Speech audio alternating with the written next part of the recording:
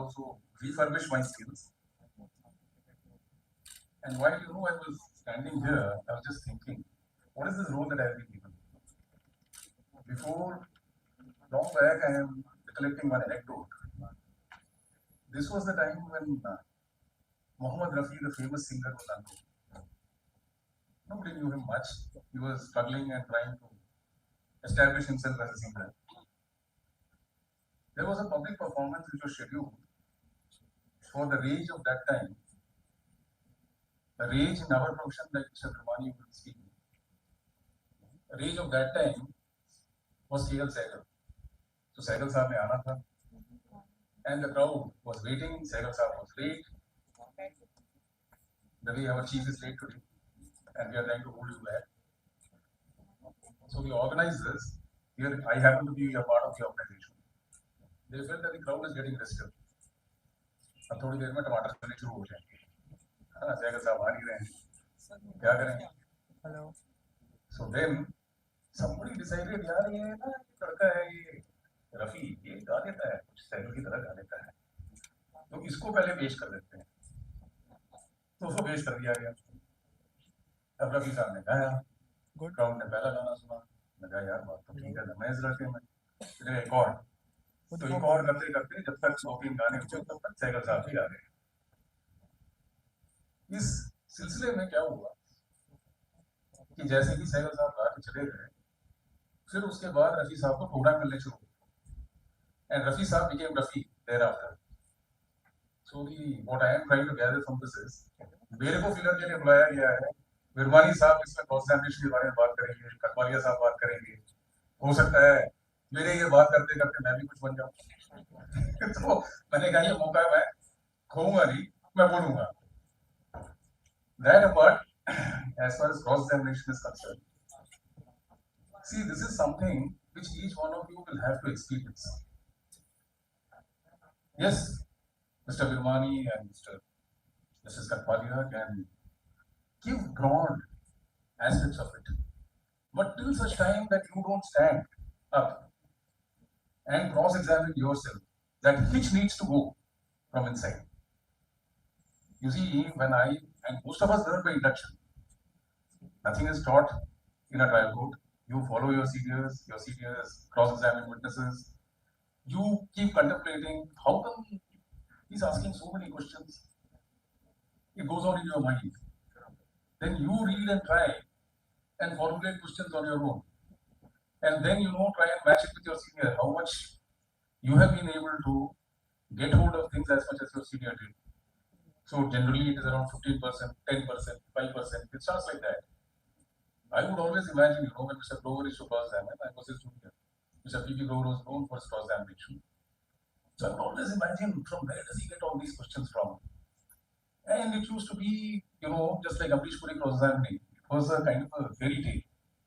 Most of the judges of that time used to remember that अब cross होने वाला है ग्रोवर साहब का, सब काम एक तरफ करो. अभी ग्रोवर साहब आएंगे, कुछ ना कुछ झगड़ा होगा, कुछ ना कुछ ड्रामा होगा. So the whole exercise was that Mr. Grover had a very typical style of cross-examination, which I can probably our school develop that kind of style, because you generally invite what your senior generally does, and by induction it comes on to you. Our kind of examination, cross-examination, was more of a psychological cross. We would study the witness more than anything else. So we realized that witnesses who come are of various kinds. There were rural witnesses who would come. There would be witnesses who would come from the urban area. There would be witnesses who would go into the yes mode. There would be witnesses who would go into the denial mode. So each witness had a particular way of dealing with, if he's going into a yes mode, then you ask questions in that form which suits you. But there was one underlying thing, I don't know, this probably Mr. Virmani and Justice Kathpalia will confirm. And that is this, that never ask a question for which you do not know an answer. आप सवाल भी पूछे जिसका जवाब आपको पता हो. ये एक बड़ी अजीब सी बात है, because then you know the direction of the cross. You have to achieve something, so therefore, one of the first things that you need to do is, in a trial, you first need to know your facts. You need to read that charge sheet, the witnesses along with that, and this goes for the civil aspects also, the pleadings. You should be thorough with your facts. And then when the witness comes, you need to charter the way in relation to this. कि मैंने इस गवाह से क्या पूछना है? What am I going to achieve from this witness? So that game plan broadly should be there in your mind. And then it is an interaction between you and the witness. There are many things, which happens. मैंने देखा है cross-examination. There are some days in which you are very good. You come back from the court thinking that you have achieved what you have done. And some days you are really horrible. आप कुछ भी कोशिश करो, गवाह जो है, he is ahead of you. आप पूछोगे कुछ, वो बोलेगा कुछ. So another element, the second aspect in the cross-examination is you should know what not to ask. क्या चीज नहीं पूछनी है. ज्यादातर हम अपने क्रॉस में we get swayed एक पॉइंट के बाद पूछते चले जाते हैं and we go to a situation where we ask against ourselves. We do not realize when the witness has started deposing against ourselves. And when we come to a final analysis, we get to know that ultimately whatever we have done, we have undone that by ourselves. You see, this doing and undoing also has got something to do with mythology, which I was a student of Greek mythology at one point of time. There was a character in Greek mythology, I don't know how many of you would have read Greek mythology. She was called Penelope. She was the wife of one of the heroes of Greek mythology, called Ulysses. There is an entire part, like the Ramayana and the Mahabharata. The Greek mythology is covered in two great epics. One is the Iliad and the other is the Odyssey. So any long voyage is also termed an Odyssey. The reason was that the character in Odyssey was a character called Ulysses or Odysseus. He, after the war was over with Troy, he decided to go back home, but the winds carried him elsewhere. And it was a long journey which lasted for around 8 odd years. Now, in these all 8 odd years, his wife was Penelope, who was a very beautiful woman. People started wooing her when Ulysses was missing. For 8 years, he is not known around. As per our law, 7 साल से गायब है तो वैसे ही, you can even go back to him. But she was very devoted to him. So every day in the morning, people would come and, generally say that, look, 3, 4, 5 years have passed. अब वो नहीं आने वाला है. Why don't you choose one of us? So she was wondering, how do I get over with this? So it dawned upon her that let me stitch a sweater for Ulysses. So she started stitching.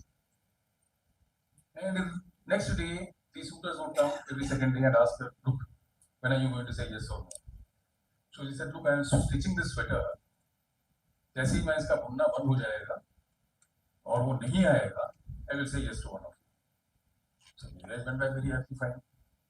They used to come back after another 10 days till that stitching was going on. So they were wondering क्या हो रहा है. So what she would do, she would stitch in the day and unstitch during the night. So cross-examination ऐसे भी हो सकता है. You stitch and then you yourself unstitch. So Penelope वाली कहानी नहीं करनी है. We have to kind of create a situation where we know what we have to achieve and we restrict ourselves.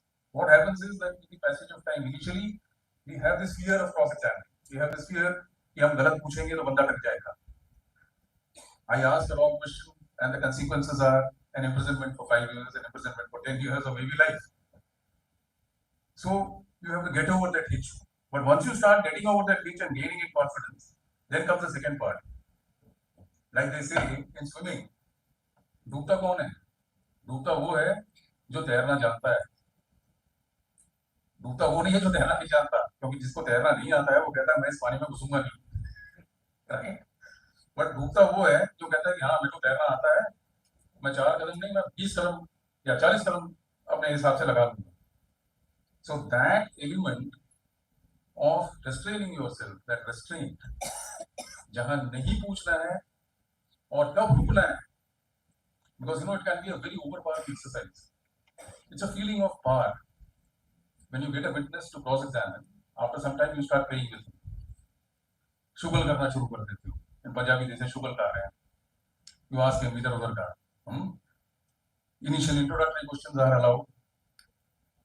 So then you start building up the story, then you go, it should be relevant. The main situation in a cross examination is that there is an issue in place. Your question should be relevant to the said issue, the facts in issue. So relevancy again, you have to show the relevancy. You have a certain amount of latitude in a cross examination, so you go on. You test the veracity of the witness. So there are so many aspects to it. So therefore, it gives you that freedom. So the issue is how to curtail yourself. So that is what Mr. Virmani will teach you. That is what Mr. Kathpalia will tell you. And that is what I am also trying to learn. Because I also don't restrain myself. Kitne minute ho gaye? 15 minute ho gaye. So it's all a question of restraint in life. But yes, cross-examination is definitely something very interesting, very fascinating. Amongst the people who are supposed to speak, I am also supposed to speak. So my part of the speech is over. We will straight away go to the speakers when it comes. Having said that, the other thing that comes to my mind, whenever I used to come to the High Court in those days, an appellate court, I found that the appellate courts, especially in the High Court in those days, I don't say that now, there was a kind of a distinction. The trial committee. Invariably, I have been introduced by most of my friends, even now, meet Hariharan, trial court lawyer. I don't mind. Right? That distinction used to be there. Now that distinction has blurred over a period of time. Because a lot of our friends from the High Court are now, from the trial courts are now here. Many of us from the High Courts have started going there. So this distinction between a trial court and an appellate court lawyer, the self-esteem of a trial court lawyer, I have heard no better comment than this. And this comment comes from no one less than a Supreme Court judge, Justice Sam Mariava. You know what is it? What is the distinction? And that is why I will tell you how important the role of a trial court lawyer is. He says it in one line, a trial court lawyer is an artist. An appellate lawyer is only an art critic. So the art of cross-examination essentially will teach you how to paint, how to draw the picture. And that is how it makes a distinction which gives it a flavor of a very different kind. So, Vikram, I think I have exceeded the limits that you have given me.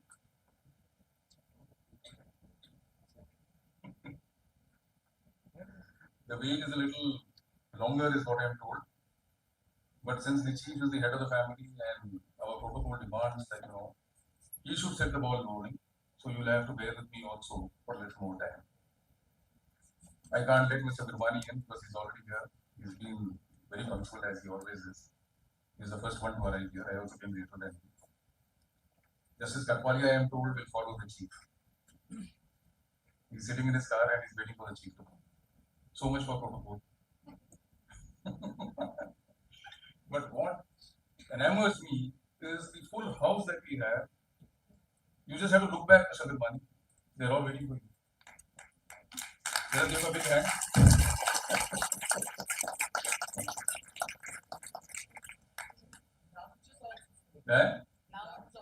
Oh, the lounge is also full.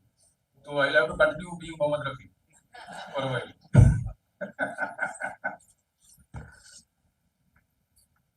So you see, this entire lecture series, let me just get back to the lecture series. We at the Bar Association felt not only the need for a lecture series, and this I am making as an appeal to everybody out here. The judges, they have a judicial academy, don't they? So every time you lawyers try to get better of them, they go to those judicial academies of theirs, and then they call the good lawyers amongst you and tell them, come as resource persons and train us. So you good lawyers out here go there and train them, and then we have a tough time in court thereafter.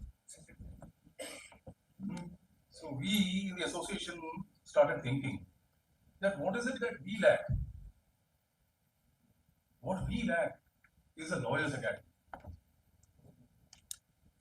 If we had a lawyers academy, many old people like me, because I am towards the setting sun, right? He could have charged our batteries. He could have learned something new from those who have that charge left in their batteries. It could have been a program of continuity over a period of time where each one of us would have benefited. Not only we would have benefited, the society at large would have benefited. Because you as lawyers, you serve a very important function. And the important function that you all essentially serve is to serve society. You are the ones who raise those voices.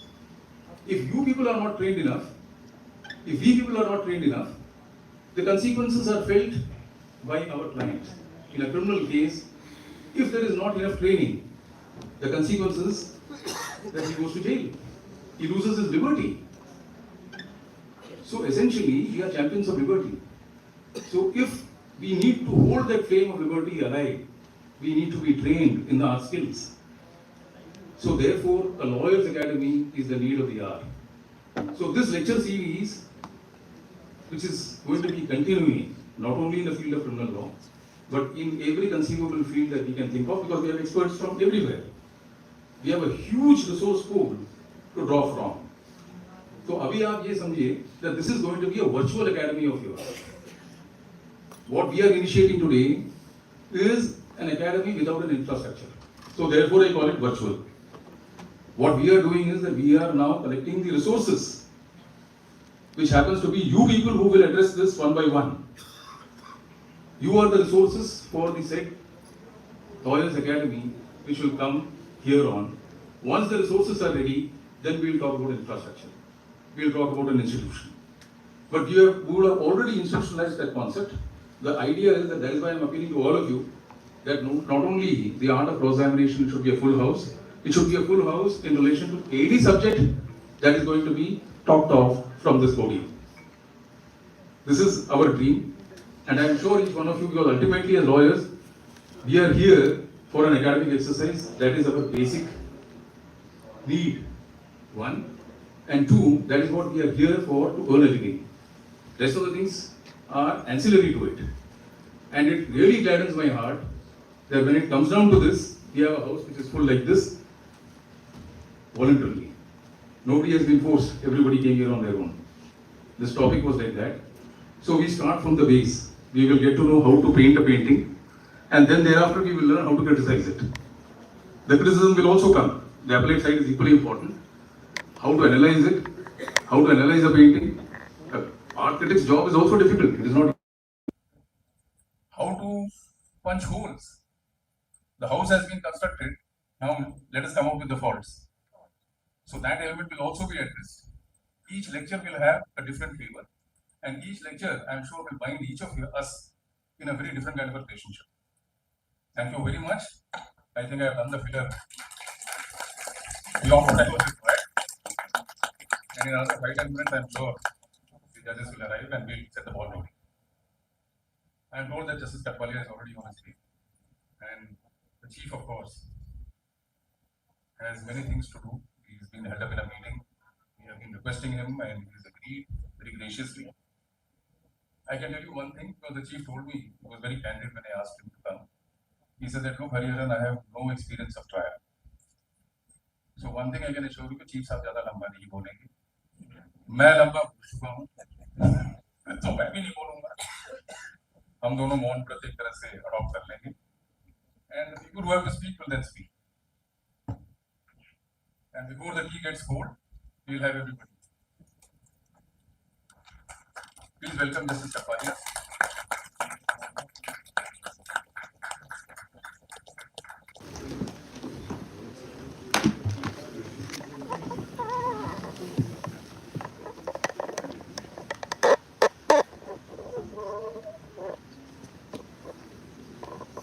Thank you, sir. Thank you for being here.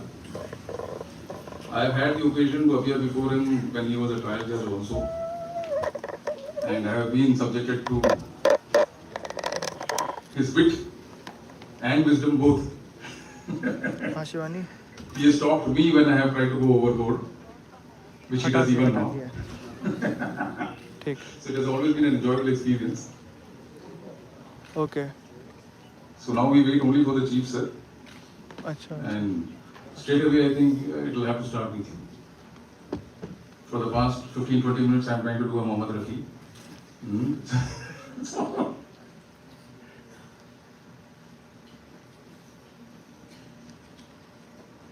I'm told that I can take a break. Thank you.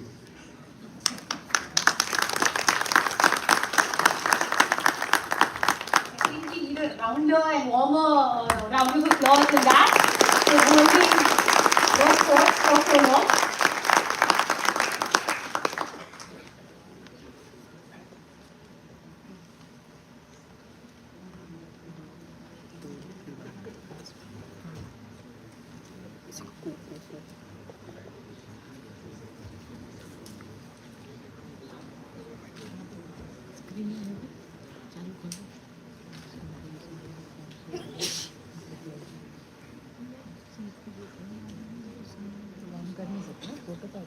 How can we start?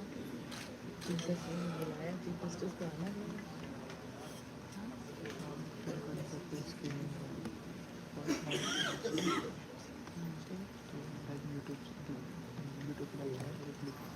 Directly होना तो वहाँ पर भी YouTube चल सकता है, चला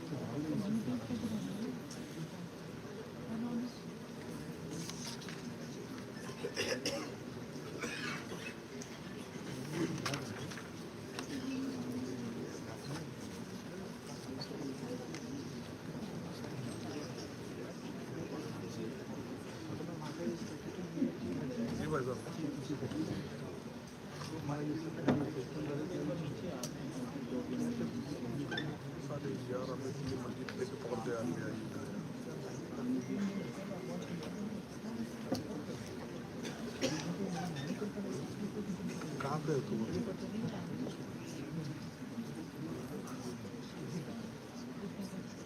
आओ क्यों आ रहे हो तुम? सही से बताओ।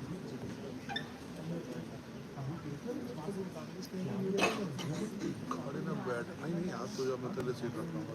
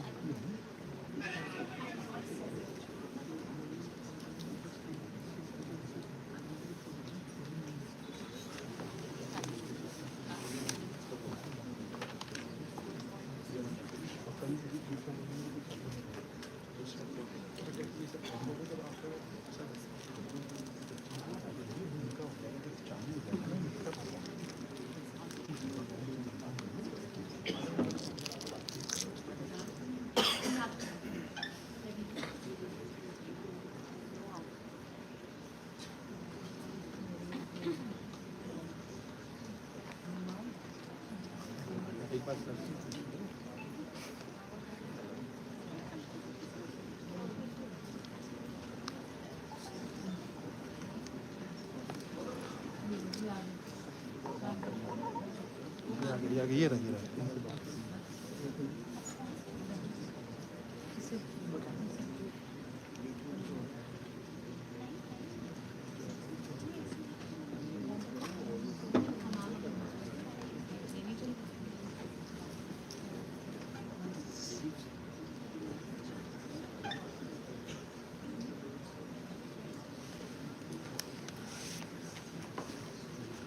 I'm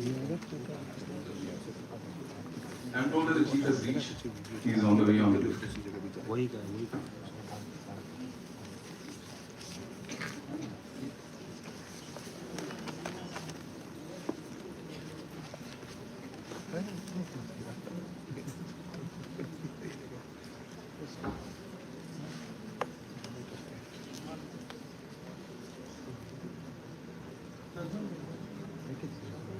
One of the strategies in the cross-examination, I suddenly recollected, is also to make the witness wait.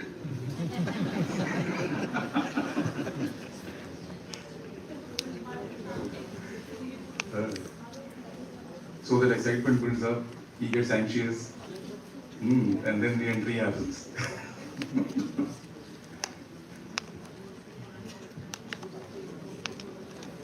Oh, I am told that there is going to be some role play also in today's lecture.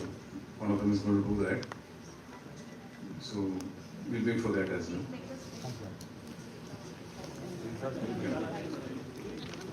And I guess the page is ended.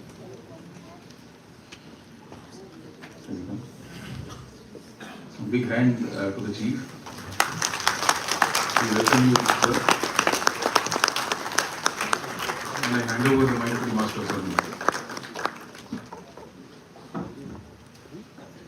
Once again, very good evening to everyone and thank you for your patience.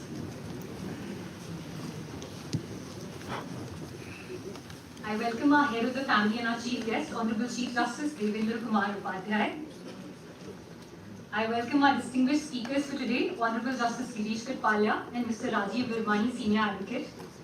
I welcome my seniors and colleagues at the bar and also those who are joining us online. It's a full house and how. I now call upon our panelists to please join us on the stage. If I can just have our Honorable Chief Guest, Honorable Justice Kathpalia, Mr. Virmani and Mr. Hariharan on the stage, please.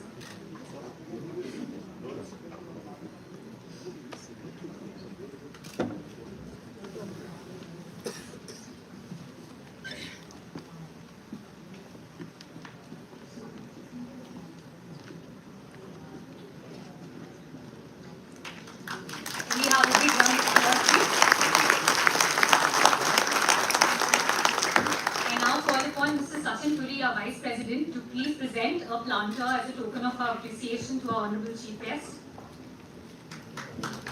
Yes, we need to please continue with that round of applause.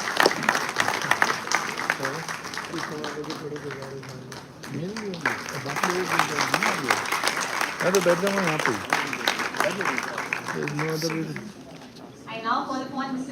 Pawar, our Secretary, to please present a planter as a token of appreciation to Honorable Justice Girish Kathpalia. Let's keep that applause going. Everybody smash it there for the complete beautiful I call upon Mr. Kumar, our Joint Secretary, to please present the planter as a token of our appreciation to Mr. Rajeev Virmani, Senior Advocate.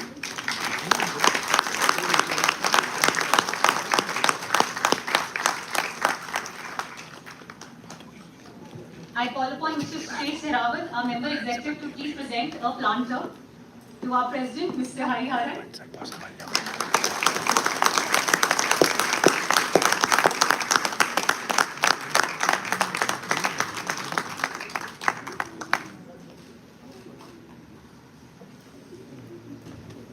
This lecture series of ours, which I think today has been renamed as the Lawyers Academy, is an attempt by the Bar Association to ensure that there is shared and continuous sharing of continuous learning by our members, where our distinguished speakers can impart knowledge and hard-earned practical insights to the benefit of our members.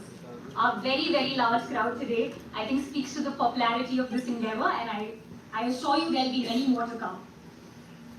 Our topic today is extremely relevant as it covers what is arguably the most potent skill in the arsenal of a litigating lawyer, that is the art of cross-examination. And we are immensely benefited to have the two most distinguished speakers for the same. Honorable Justice Girish Kathpalia has, in his illustrious judicial career, presided over many a trial and also been a prolific author of several articles and research papers covering a wide range of legal topics. In fact, before embarking upon his judicial career, Justice Kathpalia had served as a lecturer part-time with the Campus Law Center. And thus today's lecture is a part of Justice Kathpalia's continued endeavor towards imparting knowledge to young legal practitioners.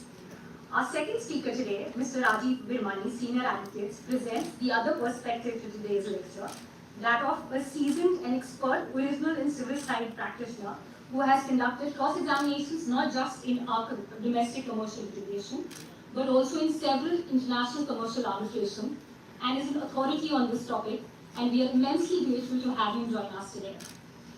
I would have now called upon our President for his inaugural address, but I think we've already had that before. So now I call upon our Chief Guest, Honorable Chief Justice Devendra Kumar Upadhyaya, to please address the gathering with a few words.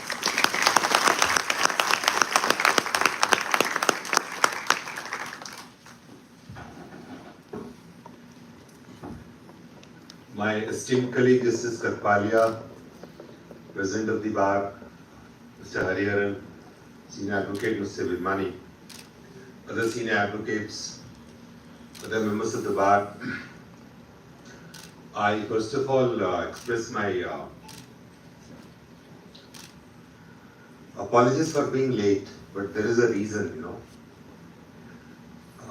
attending such a conference where something about cross-examination is to be spoken about by a lawyer. So that didn't, made me not being in my spirits. I was not well, so I got late. My apologies. Now coming to the topics, first of all, I am very happy that I don't have to speak on the topic. But when this idea came to me through your president, I immediately said, you should go ahead with it. A lawyer's journey in his life as a professional is a continuous journey of learning alone. For judges of the district judiciary, not of the High Court, there are training sessions, there are induction trainings, then there are trainings while they are in job. Even for High Court judges, there are some lectures arranged at the National Judicial Academy at Bhopal. But for lawyers, in an institutionalized form, there are no trainings available. So I'm very happy and thank and congratulate your president to have taken such an initiative. The gathering here, you are in such a large number, that makes me feel that it was perhaps long due to have started such a lecture series, especially on the topics which, for some reason or the other, is now being slowly being forgotten. Cross-examination, as you all know, is a tool of eliciting evidence, and in any trial, the endeavor of the court, of course, is to arrive at the truth. Every trial is exploration of truth. That's a journey which the court, with the assistance of the lawyers, takes to arrive at the truth. It's a very important, very significant topic. But somehow, the practitioners in the High Court are not, and that's my feeling, I may be wrong, I wish I'm wrong. That's one such area of practice which is not being given adequate attention which it deserves. When I started practice in Lucknow, my father is a lawyer. He told me to attend at least one complete civil trial and one criminal trial in the civil courts. Allahabad High Court does not have an original side jurisdiction. So we have only appellate jurisdiction plus, of course, writ jurisdiction. Or writ ki to bahar hai aaj. Even where there are other remedies available, everybody tends to find a remedy. I'm not aware exactly what is the situation here. But then, despite his very valuable advice, I didn't adhere to his advice. और वो 2 साल तक he refused to speak to. He said you will never become a complete lawyer unless you attend one complete trial, both on this a civil trial as also the criminal trial. The lawyer, the task of a trial judge or even a trial lawyer is very, very strenuous in the sense that if someone comes to you to file a suit, when you sit to draft the plain, you not only draft it like a writ petition. Writ petition, everything is decided, on the basis of exchange of affidavits. And if there are disputed questions of fact, court will say no. Go to the civil court, file a suit, seek declaration of your right. But once you are given the task of filing a suit and you have to draft a plain, you have to think a lot. Not only in terms of the grievance with which your client has come to you, not only with the view to seek redressal of his grievances, but also to make out a case on the basis of facts which your client will narrate to you, and also the evidence which he can lead, the evidence which can be led or reduced by the defendant as well. You have to keep all this in mind, and only then you can draft a plaint. There is a tendency these days, when drafting a petition or a plaint or any appeal, the first and rudimentary principle of drafting the pleadings is that you have to state or narrate facts and facts alone. Today I keep on observing that along with the writ petitions, people are engrossing the judgments. You don't have to plead law. You have to state only facts, especially in a suit. But then what facts should go in the plain and how a fact should go in the plain, that depends on the evidence which you are able to catch while interacting with your client. Because he is unaware, he doesn't know the rules of evidence. You are the master. You have to gather from him such facts where you can prove the facts with the available evidence and the evidence which can be led by the other side also. So that's a very daunting task entrusted with a trial lawyer, and I would urge, before switching over to the appellate side practice or even writ side practice, every young lawyer must engage himself in some trial matters.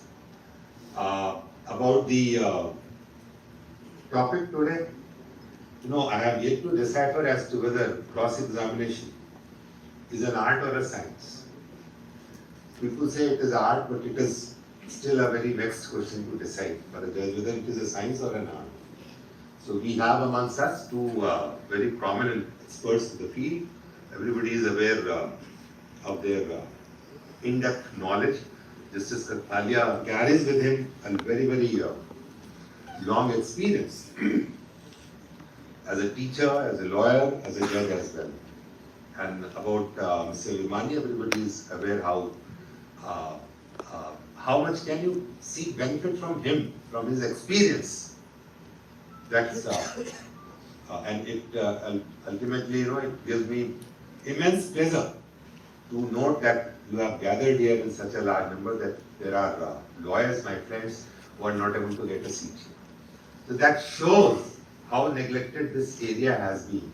Not only I would congratulate Mr. Hariharan and his team, not only for taking initiative to institute this lecture series, but also taking up such issues which are perhaps neglected. With these words, I express my happiness again and greetings to all present here. I would expect that once these two lectures are over, you will be going you will going back home, you will going back to your chambers more and more enriched. Thank you very much.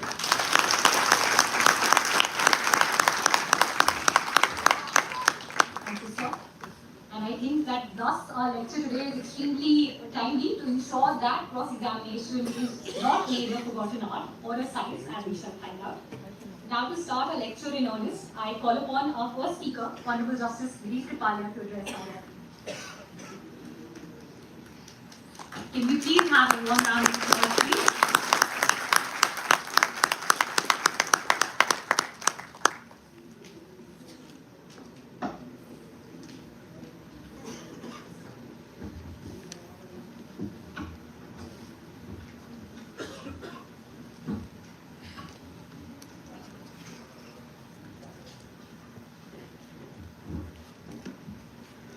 Honorable Chief Justice, Honorable Mr. Virmani, Honorable President of the Bar, Secretary, Honorable members of the Bar, thank you so much for inviting me here. I'm really very happy to see people showing interest in this dying part of law. The time when I joined profession,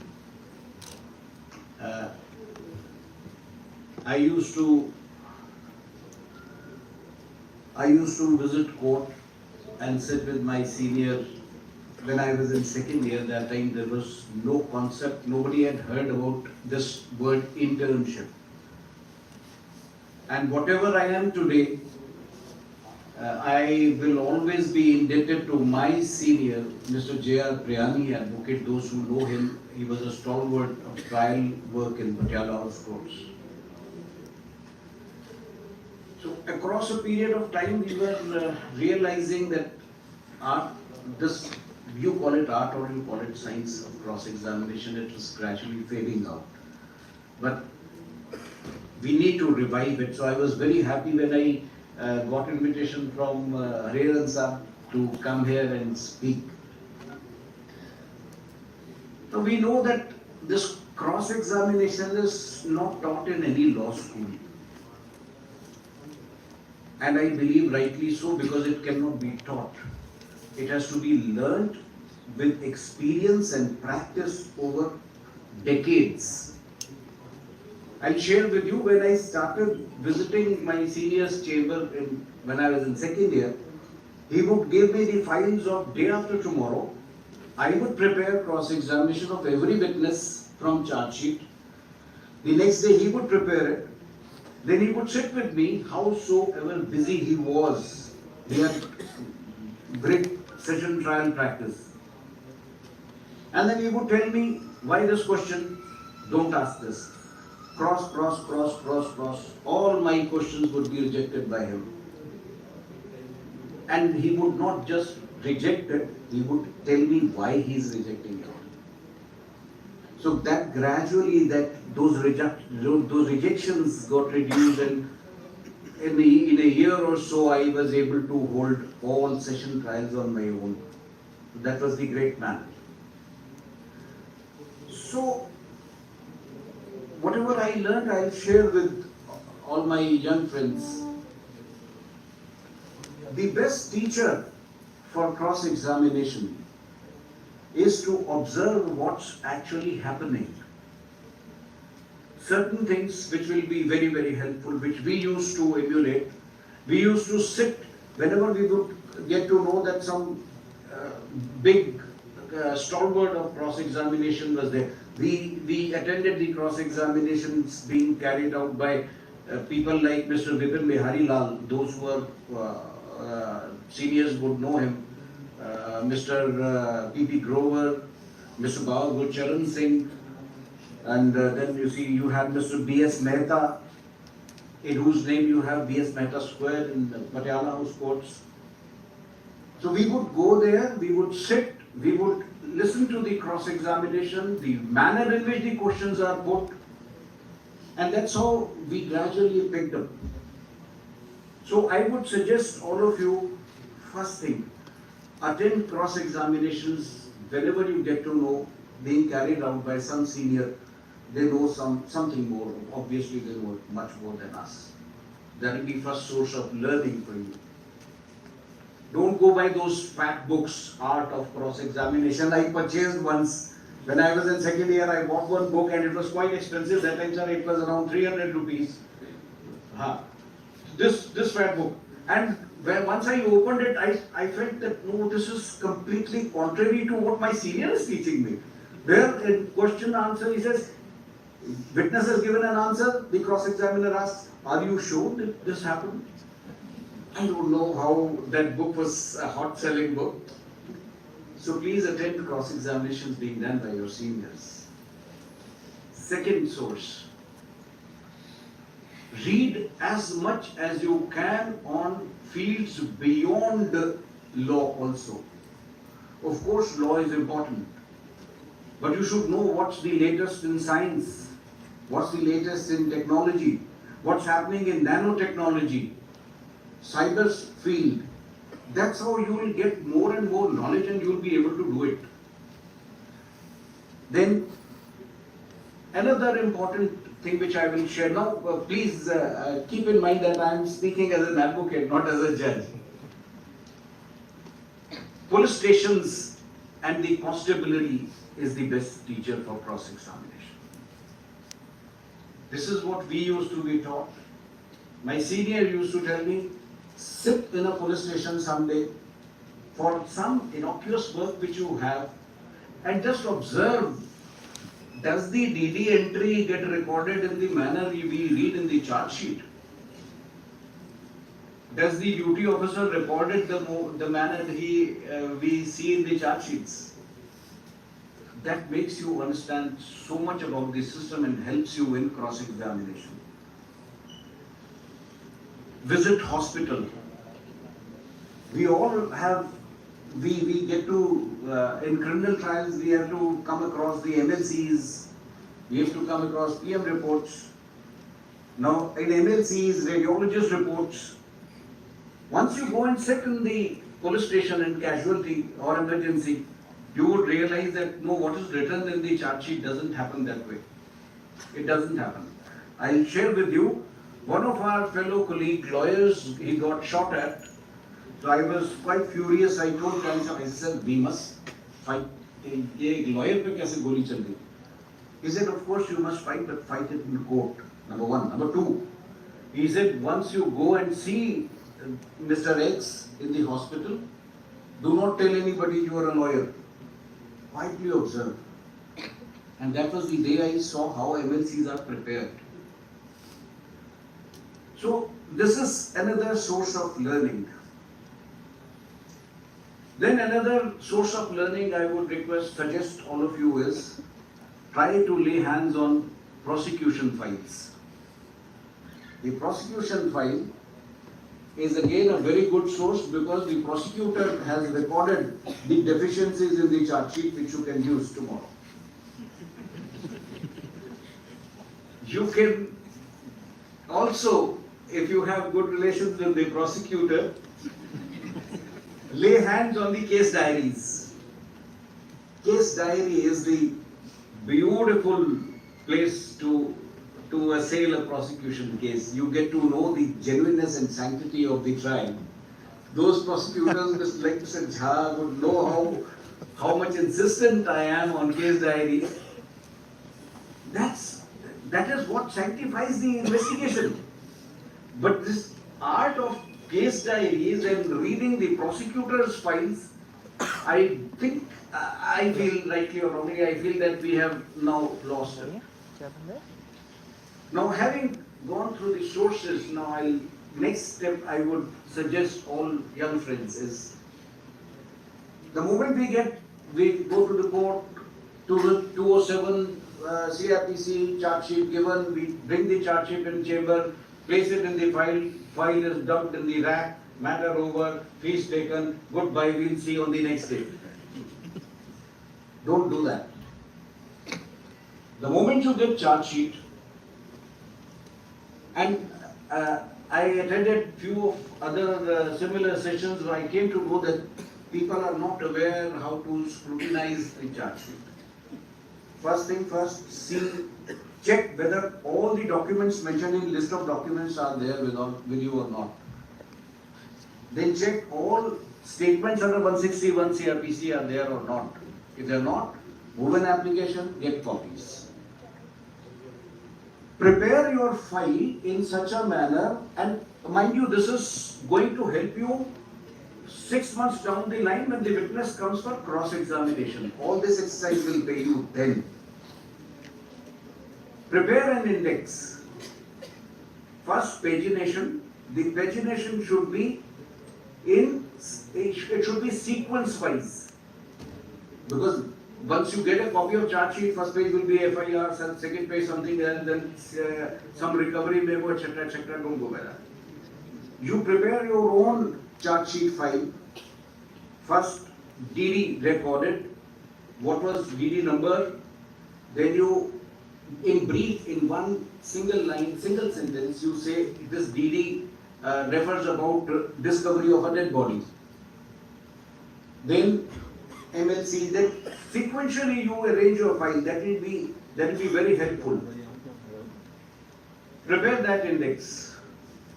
Next thing which you do is, in your file cover, in the inner side, earlier we used to have printed file covers. My chamber till date has those printed file covers, where you would write prosecution case in brief, one paragraph, and defense in brief, most importantly. The day I get the copy of charge sheet, I must start working on the defense. And whatever defense I write down in that file should continue till SLP stage if required. But unfortunately what we are seeing is that at every different stage defense changes. Please do not do that. That is the most important aspect of cross-examination which you will be doing. When you read statements under 161 CRPC, you can use two different colored pens, maybe red and green. One color will show that these are the facts which you are not supposed to touch. Touching those facts can be suicidal in cross-examination. That's why they say cross-examination is not just what to ask, it is also what not to ask. You should be very, very clear that this portion is helping me or it's not disturbing me. It's not damaging me. Do not touch on those facts. And the other color can be that these are dangerous facts on which I have to get elucidation from the witness. That will be quite helpful to you. Prepare a questionnaire the day you get charge sheet. Prepare a questionnaire for every witness and keep it in your file. I can assure you that even at night when you are retired and you are in bed and suddenly it strikes you, इस witness को ये सवाल जरूर पूछ सकते थे. Then you will scribble something on a piece of paper by the side of your bed, keep it, record it on the next day in the questionnaire which you are going to put. If you think that cross-examination, you will go and cross-examine the witness, इसमें 4 सवाल पूछने हैं क्या? Sorry, it doesn't work that way. It's a constant exercise. It should keep roaming in your mind what the witness said. Then you should be aware about the law applicable. Those practicing on criminal side, I would point out that we have to be always cautious and conscious that it is the prosecution which has to prove the case. I don't have to disprove the case. So why am I entering into the area which prosecution has to prove? We come across so many such judgments where we feel that it was not necessary for the witness, for the cross-examiner to put that question. He put it and he proved the prosecution, like you know also. Similarly, where prosecution has left some vacuum in the evidence, and especially in case of circumstantial evidence, Never venture into vacuum area. The moment you put a question in vacuum area, the witness is going to suddenly come up with some volunteered statement and that would imbalance you. Never enter vacuum area. This will benefit you tomorrow when you address final arguments before the court that look, chain of circumstances is broken here. I have unfortunately seen certain cases where chain of circumstances would have remained broken, but somebody defense side mended it. So please do not do that. Another important aspect which I will share with you, general aspect, is be respectful to the witness. He has spent the whole day waiting for you. Don't be harsh to the witness. He has nothing personal from it. Or even if he has personal, he has suffered. So be soft to the witness. Be soft to the opposite lawyer or the prosecutor, whichever be the case. And of course, be kind to the judges also. At times we may be a bit harsh or angry at something, but please be soft. Why? Because you already have an opposite party. You don't need to create one more opposite party with you. So, and it's not just for them that you are being soft. It's for yourself. Because if you are soft to them, there's a nice, gentle, soft atmosphere in the court. You will stay balanced. Otherwise, your mind will lose, you won't be as balanced as you are in cross-examination, and ultimately it's a game of who wins the mental fight, the witness or you. So you have to be very, very calm, very, very balanced. For maintaining your own calm, please be respectful to everyone. Then while preparing questions for cross-examination, always ask yourself, why am I asking this question? Ask yourself, what if the witness answers like this? That will be problematic for me. The moment you are in a quandary that the witness may speak something else which you do not want, please do not touch that question. That's a risky proposition. Then another important aspect is never ask the witness in cross-examination. I would adhere to the cross-examination, not chief examination, because chief examination itself is a detailed work which we all need to learn. In cross-examination, never ask the witness why. Because the moment you ask why, witness is going to make another story, and then that story you may keep saying in the end that look, this was not the case, and etc., but still it comes on record as a statement on oath. Never ask why, he will explain. Never ask what, never ask how. Be crisp in your questions. Try to put the questions in leading form. In chief examination, you can't put leading questions. In cross-examination, you have that liberty. So use that liberty, put your questions in leading form. Now, what are leading questions? A leading question is that question which has answer in the question itself, or to say it in different words, a leading question is that question, answer to which can be in yes or no. So never, you can't ask the leading questions in chief examination, but try to put your cross-examination questions in leading. Then, there are certain witnesses who are quite innocuous looking witnesses, and this is a very interesting thing which I learned. while holding the trial court as a judge. And so we can learn anytime, of course. So the witness came, he was a photographer of crime team. So I told the defense counsel, sir, इसको क्या पूछेंगे आप? Nil opportunity given. He said, sir, मेरे को कुछ सवाल coat करने दीजिए. In case you feel that I am not asking relevant questions, I will immediately stop. He said, sir, please continue. 7 pages cross-examination was done. Not a single question was found by me objectionable. And let me share with you, I retained a copy of that cross-examination that tomorrow in future, if at all I have to ever cross-examine some witness, I would use this line of approach. And what was that cross-examination?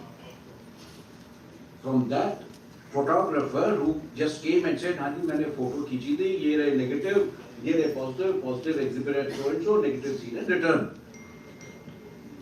Now in cross-examination, he creates completely different visual of the spot of occurrence. You get to know that as I said, that things don't happen the way shown in the chart sheet. So he completely demolished the prosecution case by giving completely different picture of the spot. This is innocuous looking witness. Another innocuous looking witness.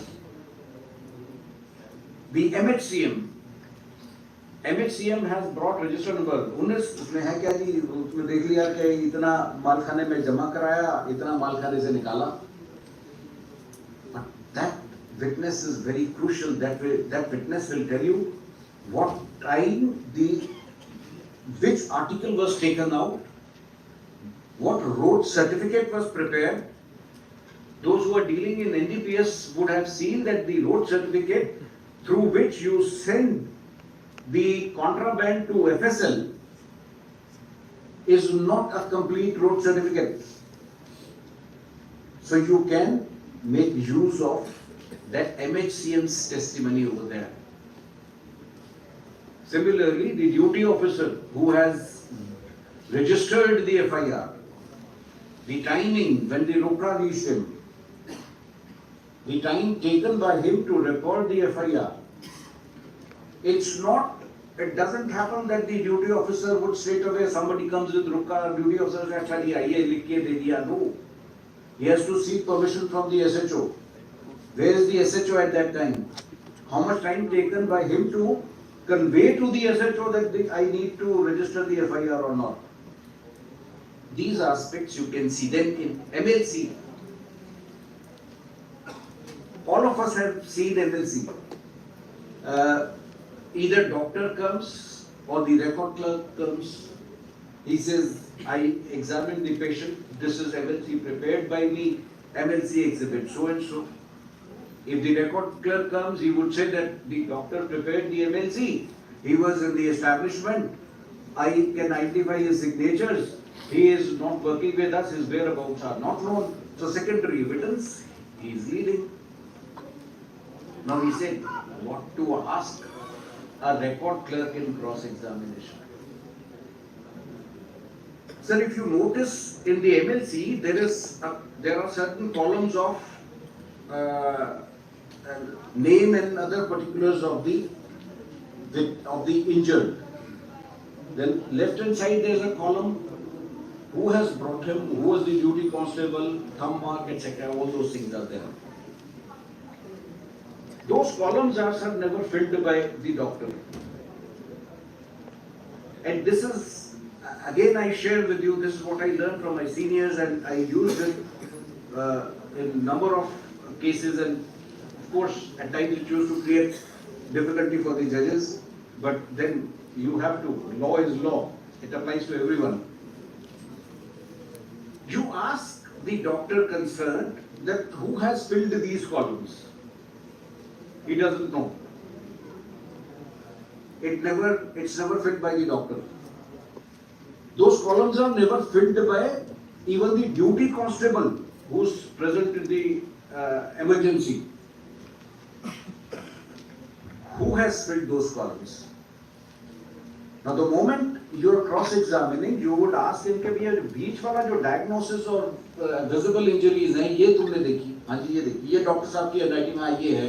इसको पहचानते हो? हाँ ये पहचानता हूँ. बाकियों का नहीं पता. So the remaining portion has to be de-exhibited because there is nobody who has seen that this Ram Singh, whose MLC this is actually the Ram Singh who was brought there. So ultimately when you exhibit only the injury portion, observation portion, ये तो आ गया कि somebody was examined by the doctor who had grievous injuries, somebody who had deep cut mark on his neck, or maybe a dagger piercing through heart and lungs, but you don't know who that person was. We do not touch that aspect in MLCs. Similarly, in post-mortem reports, we have these problems. And how do we learn this? Not from any CPC, CRPC. We learn this if we have seen how practically things are happening at the ground level. So I would suggest you all to look into this. Then you have, of course, I think, please point out the moment my time is over because I have a bad habit of being a lawyer. Then we have tutored lawyers. Tutored lawyer would say everything you say is galat hai, false. You show him a document, let's say if it's a case of some acknowledgement document or maybe some will or some other document bearing his which purpose to be bearing his signature. You know the moment you put him this document, he is going to say, no, ye mere daskhat nahi hai. So you put to him the plaint, you put to him the chief affidavit, show him these are his witness, these are his signatures.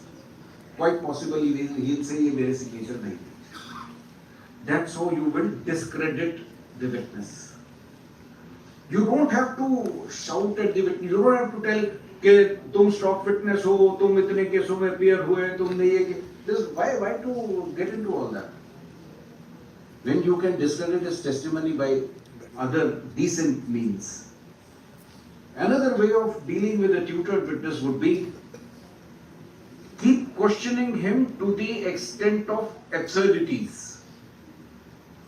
Once he goes to absurdities, you are able to point out tomorrow to the court that look, this witness is not reliable. That's how you deal with him. Then I would briefly touch electronic evidence. The moment there is an electronic evidence, we all tend to look into what affidavit 65B, pura hai, nahi hai. That's not the entire electronic evidence. In electronic evidence, especially where the pictures are involved, photographs are involved, look for metadata. I am yet to see a cross-examination using metadata because when I was in practice, Stone Age time, that time we did not have these mobile phones. And metadata, I am sure everybody knows. You have your mobile, you have open a picture in Apple, you just pull it down or pull it up, and under that it gives certain data. It gives you date, time, place, even the map. It shows where this picture was clicked. Once that picture is tempered, if you pull down that metadata, it will show you. Suppose today I have clicked a picture here, 4th August 2025. I can adjust the metadata to show that this picture was clicked on 4th December 2024. When the incident occurred here. But if you are used to understanding these, used to learn these things, you would immediately pull out the metadata and show that, look, this shows that the original date is 4th August 2025 and altered date is this. Similarly, for morphing also, there are ways in which you can find out that the picture is morphed. So, electronic evidence cross-examination, please do not confine yourself to 60. Of course, 65B aspects are very important. You should be very important, very conscious about the sanctity of the machine, sanctity of the feeder, sanctity of the downloader, and the sanctity of the printer. On all these aspects, you should try to cross-examine the witness. I won't go in details because I think we have very less of time available. Last topic which I would touch is the objections. Objections are of two kinds. One is objections of admissibility and one is the objection of mode of proof. Admissibility objection can be raised at any time for the first time, any time till the stage of SLP. But the objection of mode of proof has to be raised the moment a document is tendered in evidence. Once you do not raise mode of proof objection at the time the document is tendered in evidence, you have missed the bus. And Supreme Court says, we have all of us, Venkatachala Gounder in 2003 and then Sonu in 2017, that it is also the duty of the judge to decide the mode of proof objection then and there. Why? So that objection can be rectified. That defect, if that objection has to be upheld, that defect should be rectified by the party concerned. But unfortunately, and I'll say that it's both sides who are at times at fault. What we do, somebody raises objection, we say within bracket objected to, and we leave it as it is, proceed with the trial. Or we say objected to be decided at the stage of final. No, you can't do it. Admissibility objection can be decided at final stage. For example, you can't convict somebody on the basis of 161 statement. That's per se inadmissible. If some trial court has convicted on 161 CRPC statement, you can raise it any time till Supreme Court level, but of course it won't reach till that stage. But I'm just giving you example what per se inadmissibility is. But once there's a mode of proof objection, and the very test Supreme Court says is how will you decide? How will you decide that the objection raised is an admissibility objection or mode of proof objection? Supreme Court says that the test is that if given an opportunity to rectify, if that objection is upheld and you can rectify, then it is a mode of proof objection. So the idea of mode of proof objection is that you should be able to cure the defect. So next time, whenever you raise a mode of proof objection and the Honorable Judge says that objected to be decided at final arguments, politely request him, sir, please decide this objection right now because I have to cure the defect if you uphold this objection. Very nice. If the way you are giving expressions, if the Honorable Judge is not agreeable to decide the objection is there and then, no need to fight, no need to lose your temper. Just file single page application, sir, this is mode of proof objection. You are supposed to decide it. I'll share with you, I don't have that citation in my mind right now. When I was brought here as joint registrar. So in one of the trials, mode of proof objection was there, so I said, I decided right now. The objection came, no, how can you decide? This will be decided by the Honorable Judge at the stage of final arguments. I said, no, to my mind, what I have learned, Supreme Court says in Venkatachala counter and then Sonu also that I have to decide it right here. I decided it. That was taken up till Supreme Court, it was upheld. So the point is that these are very serious aspects of cross-examination which we must keep in mind. And rest all, I had a lot, but I think I would wind up here. Thank you so much for hearing me. God bless you.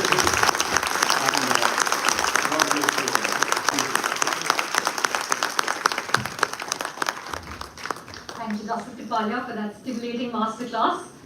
And I think all my prosecutor friends better watch out, all their files are going to be hot commodity now. I now call upon our second speaker, Mr. Rajeev Virmani, Senior Advocate, to please address this gathering.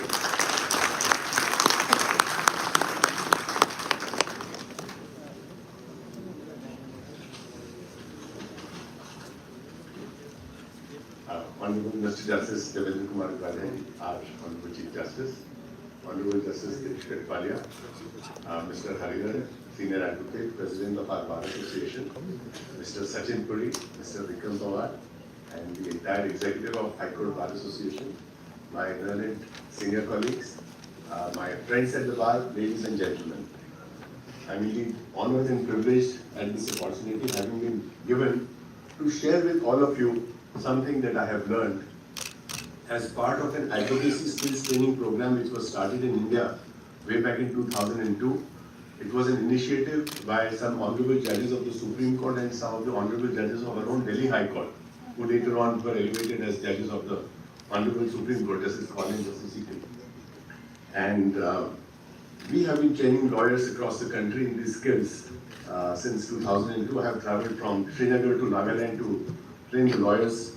And cross-examination is a very important part of this skill set, so I'd like to add a third dimension beyond art and science. It is also a skill. My talk is not about substantive law, it is not about procedural law, it's purely about the skills. And without taking much time, I would like to remind you that you have all been subjected to trials since your childhood. When you had a fight with your sibling, you were asked questions.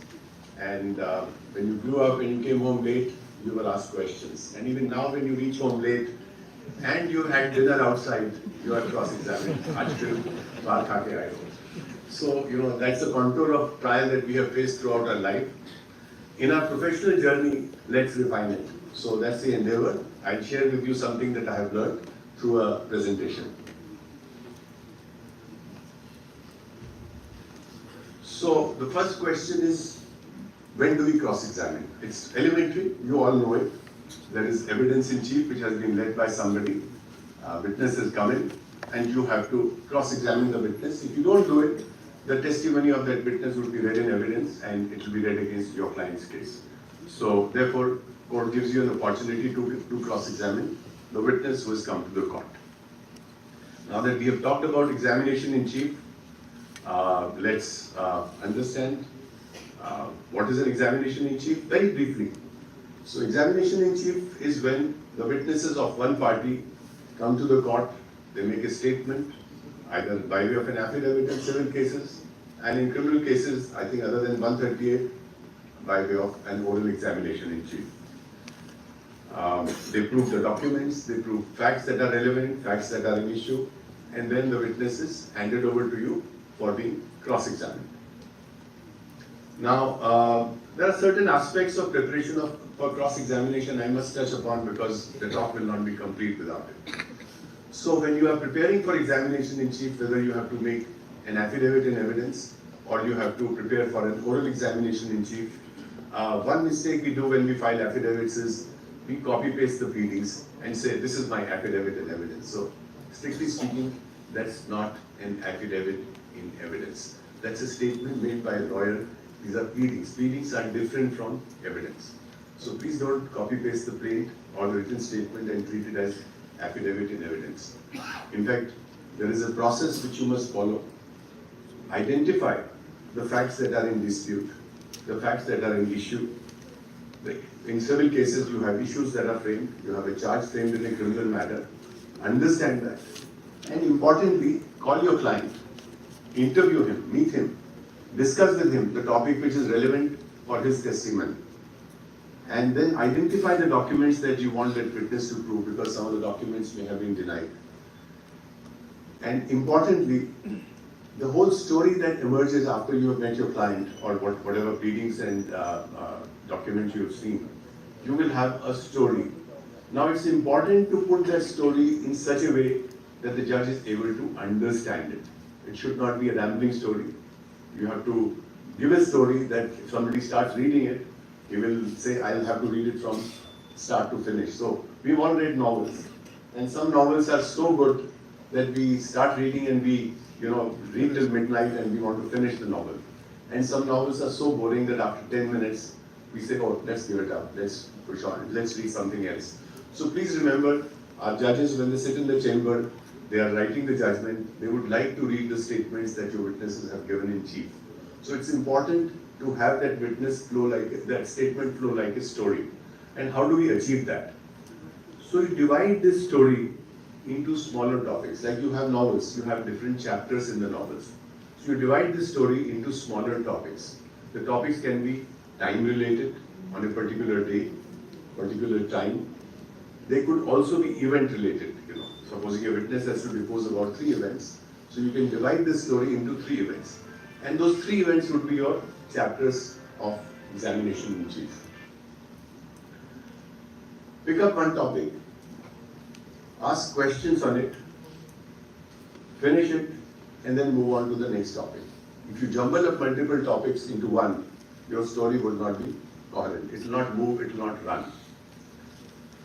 Now, when you have to ask questions in examination in chief, you would have seen we ask, oh, in the morning at 10 o'clock, where were you? And tell me, were you on a bike or were you in a car? And also tell me what color clothes were you wearing. So what you are doing here is you are asking multiple questions in one question. And the witness, who's your witness, will get confused. So frame short questions, not long ones. And how do you frame a short question? You establish one fact at a time. At 10 o'clock in the morning, where were you? You don't have to ask the second question rolled into the first one. So if you ask short questions, you would be able to weave a story that the judge is able to understand. And of course, as Honorable Justice Kathpalia mentioned, no leading questions, because you're not allowed to ask leading questions. I'll of course come to the leading questions in a bit, but just to complete the sequence. Now, we face a challenge in the courts when we are asking questions in examination in chief, even in civil cases where you have summoned a witness and you have asked a question, immediately, promptly, an objection comes from the opposite side, leading question. And of course, the attention of the judge is also drawn, and the judge says, you can't ask a leading question in examination in chief. So what do? You are at a loss.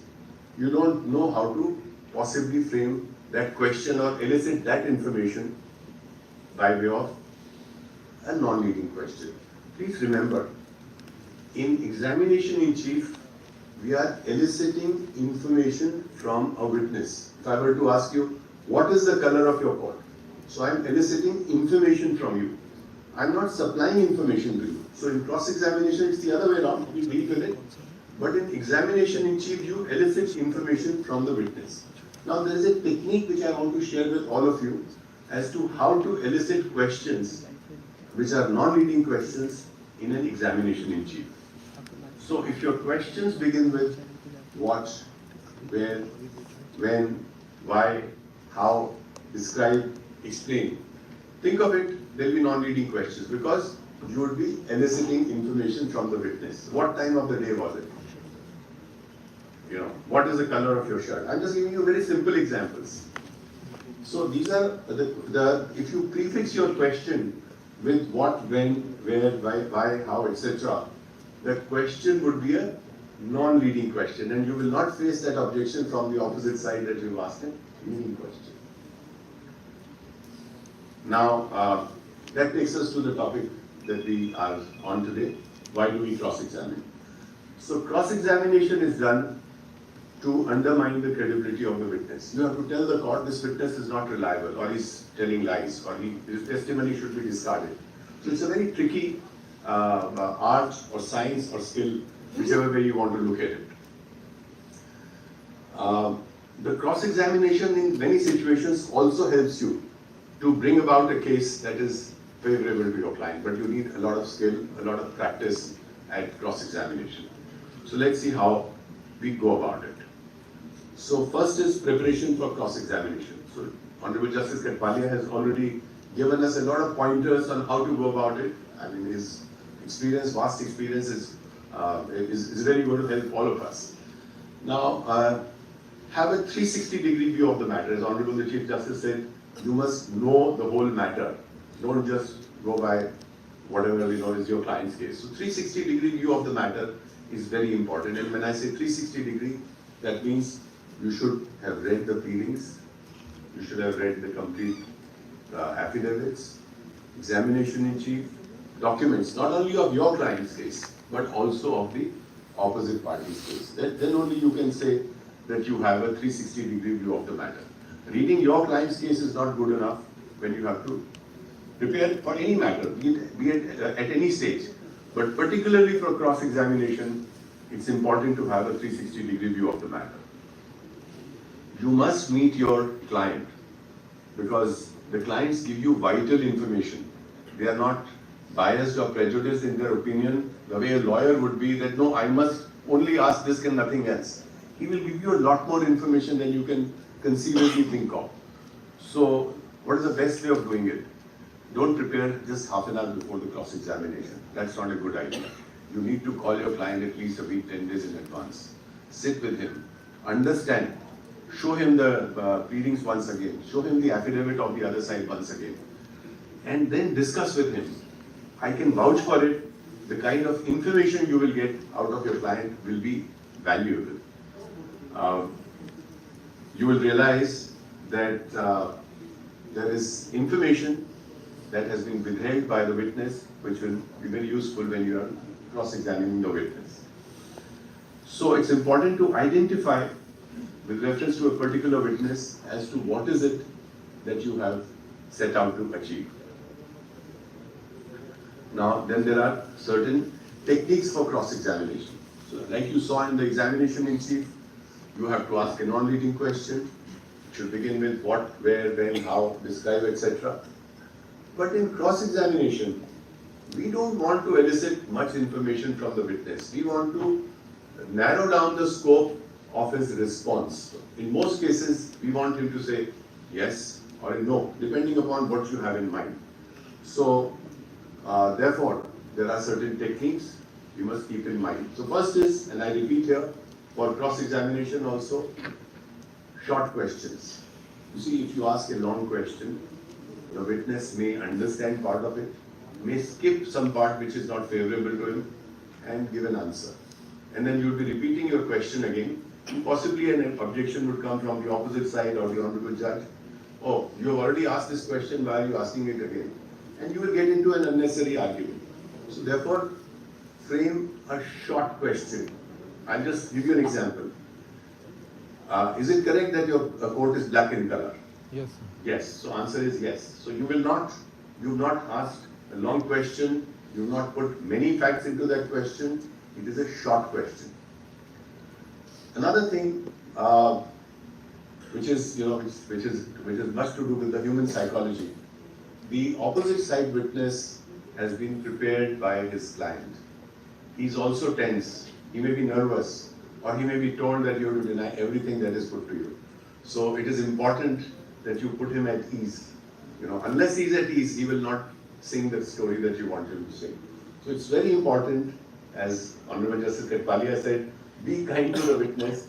That's extremely important because he should not look at you as somebody who's hostile to him. And once you have put him at ease, then you can go for the kill. So please remember, no fights, no arguments. Put him at ease. He's a human being. He's come to the court to assist the court. Why should we fight with him? Now, the techniques for cross-examination is that we have to, in most cases, ask leading questions. So what are leading questions? Leading questions are those which suggest an answer. Leading questions are those which already tell the witness a particular state of facts, and the witness is only asked to confirm by way of a yes or no. So, one important thing, and as Honorable Justice Kathpalia mentioned, don't say why, don't ask why. So I'll say, please don't ask what, why, how, where, describe in cross-examination. So what you learned for examination in chief, where you will prefix your questions with what, where, why, how, etc. In cross-examination, that's a no-no. Because the moment you ask what, where, why, how, etc., witness will take you around the globe, will give you answers that you will not know what hit you. So please restrict yourself to a focused leading question, and how you frame a leading question is very important. So as we have seen, we've all brought up with this idea that when you have to ask a leading question, you say, I put it to you that the color of your coat is black. Now, before the answer has come in, the steno starts typing, it is denied as incorrect that the color of my coat is black, although you may be wearing a black coat. So, witness is told, our court staff knows that the moment I put it to you starts, everything has to be denied. So, there's a way around it. And it's important for us to learn that way. So, if you frame the question differently, the same suggestion you can give differently. If you say, is it correct that you're wearing a black color coat?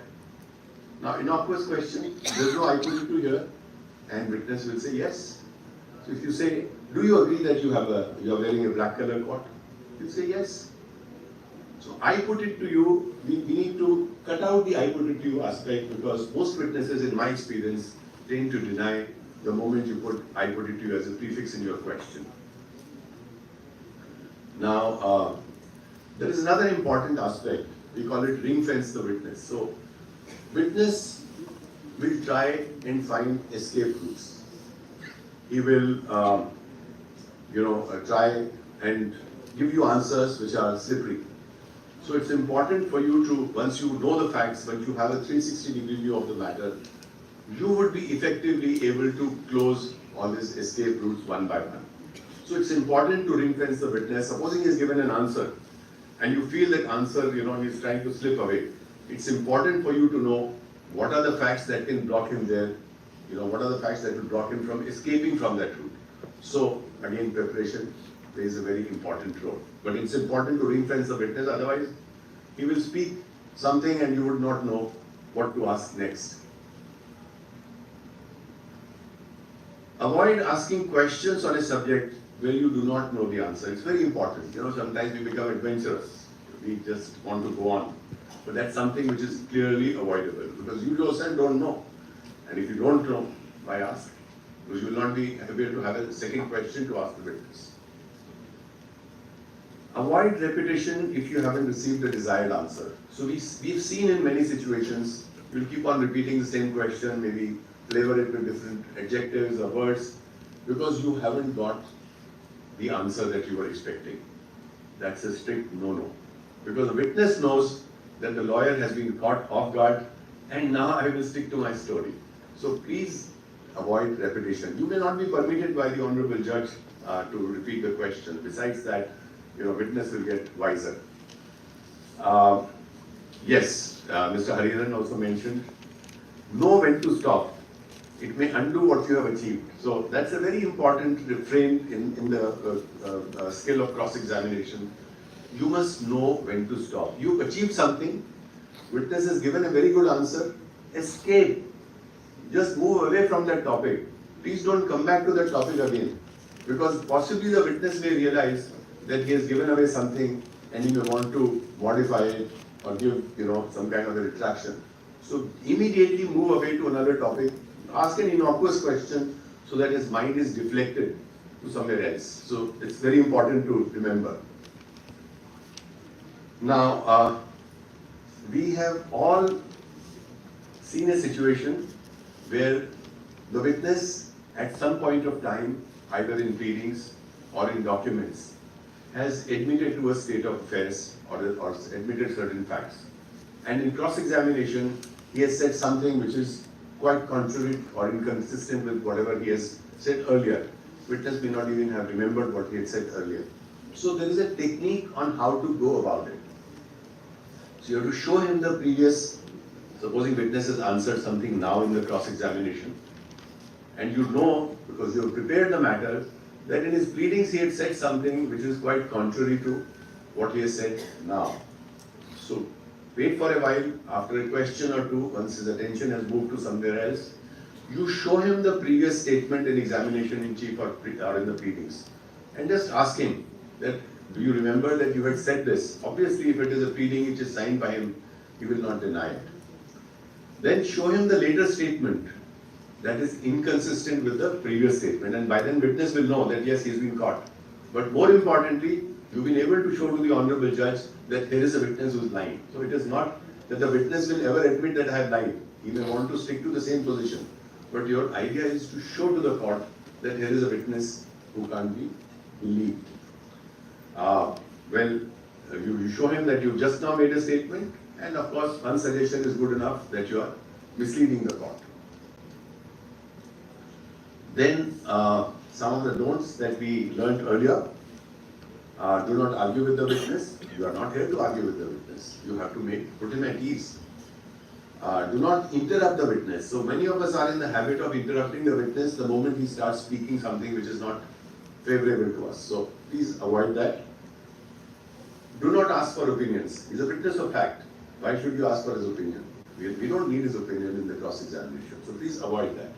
Now, having said all that, I would just like to take another 5 or 7 minutes, sir, if your time permits, and we'll do a very brief exercise to see whether what we have learned, we are able to implement it or not. Of course, this presentation is available. I leave it to the Bar Association office. You can collect it from there. You can collect it from me. It will be helpful for you. But can I request Ms. Chandrika Gupta to please come forward? Is she here? She's here? Very well.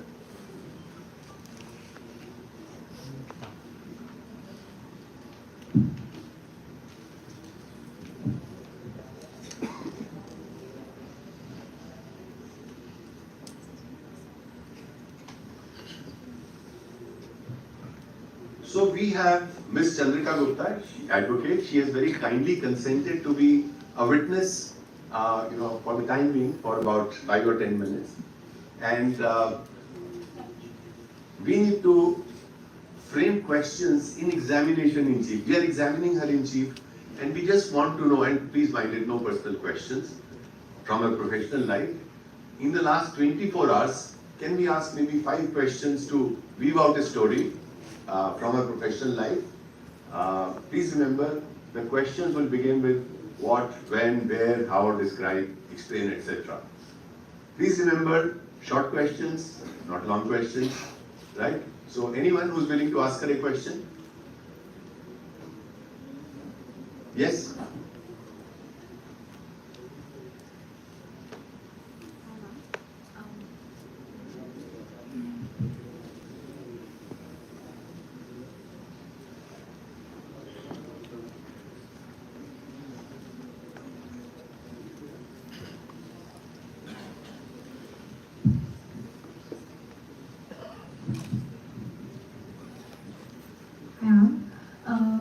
What time did you reach court today? I reached at 9:45. All right, anybody else? Yes? What vehicle did you use to reach the court? I used Uber cab. Okay, how much was the fare for the cab?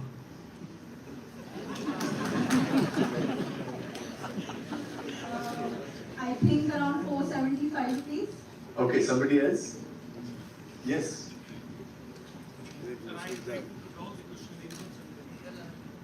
What you were doing when the crime happened, and when did it happen, and when you were there at that time, and why you did not report it to the police? We were supposed to, and how it happened? Can you describe and explain in detail?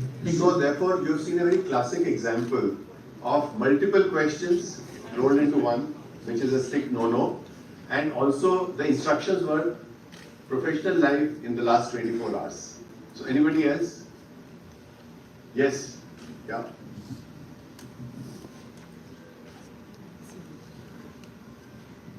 Yeah, you can speak, but speak loudly.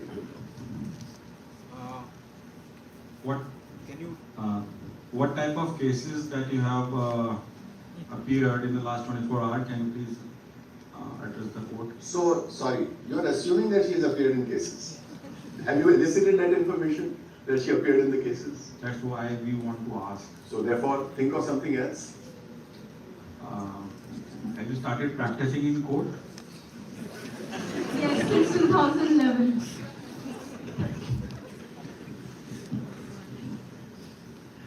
All right, anyone else? One more question, then we'll move to cross-examination.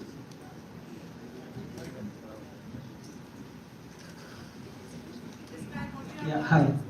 Why did you join this seminar? Opinions. You saw opinions. Yeah. Did you attend any court today? Yes, I visited 3 courts, Supreme Court, Patiala House and the Delhi High Court. Brilliant.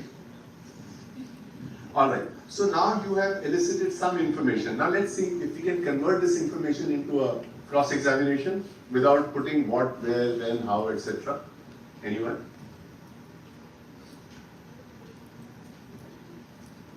So ask a leading question where she will only say yes or a no.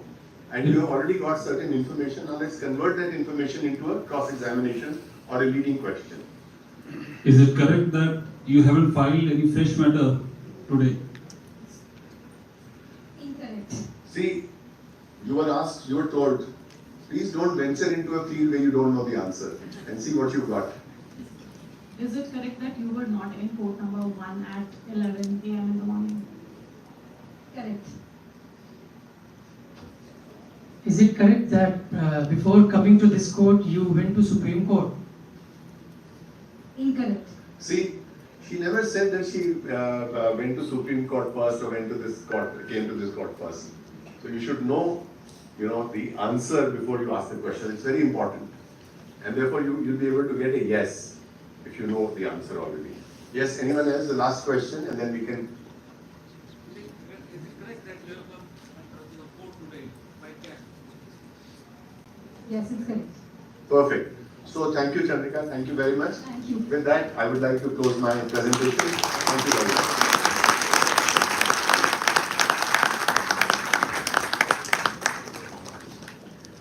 I think that little practical experience kind of demo kind of summed it all up and how much we have to learn about the art of cross-examination. And I now call upon our very, very obliging witness, Ms. Chandrika Gupta, to also give the vote of thanks.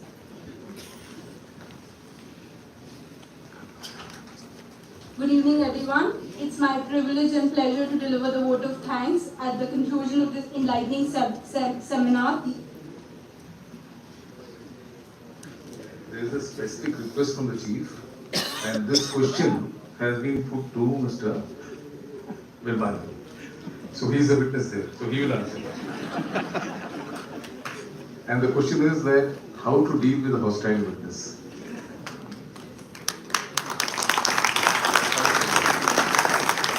So I try my best. I have not yet come across a situation where a witness turned hostile in the last 44 years of my practice, but for the first time maybe I'll try and make an attempt. So when does a witness turn hostile? When your own witness starts speaking against your own case, and therefore you have to tell the court that he may be declared a hostile witness, and you have to deal with him very carefully. So courts may, in certain circumstances, allow you to cross-examine a hostile witness. So, sir, beyond that, I have never cross-examined a hostile witness. You are testing my skills. I must say that I will not be able to help you. Yes, so can I request Honorable the Chief Justice to kindly guide us in the See, hostility is something which we all face, especially in criminal law. Right? So therefore, Mr. Virmani was a little handicapped there. We, of course, the witness, when he is hostile to the prosecution case, what better for the defense? What better for the defense? So we generally keep quiet. But then it so happens that cross-examination is indulged by the prosecutor. Now he has to bring that witness back to the state in which he was supposed to bring him otherwise. He gets the chance to cross-examine and he will then ask leading questions. Now at that point of time, you as a defense counsel have to be very alert. That is the portion where a defense counsel's skills are tested. Because he has to see to it that the situation is not created in those leading questions, that the witness then comes back to the position where he was earlier. And normally what the device which the prosecutor will use will be a veiled threat to him. It will be a threat that he can be prosecuted for prevaricating. Right? So you have to guard against that, because what is happening here, in most of these examinations which happen, those examinations are supposed to maintain a line which is consistent with the 161 statement. Now it is not maintaining the line with which is consistent with the 161 statement. Now the question that arises is, from there, it goes on to the next aspect, that if he comes back to the original position, then what you do as a defense counsel, you get a right to cross-examine him again. So there comes in the right of cross-examination. But then confrontations is what will be used by the prosecutor when he will confront him with his previous statement. Now comes a basic question. Whether a 161 statement can be used for the purposes of confrontation. And corroboration as well. Yes. So, criminal law, that is what I was discussing with the chief at that point of time, that there is a digression between criminal law and civil law in the manner in which a cross-examination is carried out. So, who best for us at this point of time, because I am not supposed to be speaking, I have already spoken, I have filled the gap. So they shut me out, but I couldn't resist.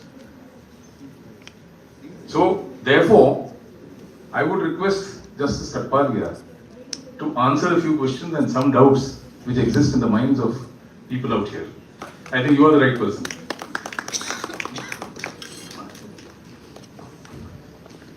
I think we're going to take advantage of the largesse of time of our speakers, and can we now have some questions from the audience? But let's keep our questions from what you've learned, concise and precise. Brother Kathpalia, can you throw some light as to how to use 161 statement for contradiction as also corroboration? So that's a very important tool available to the lawyer. Yes. Sorry?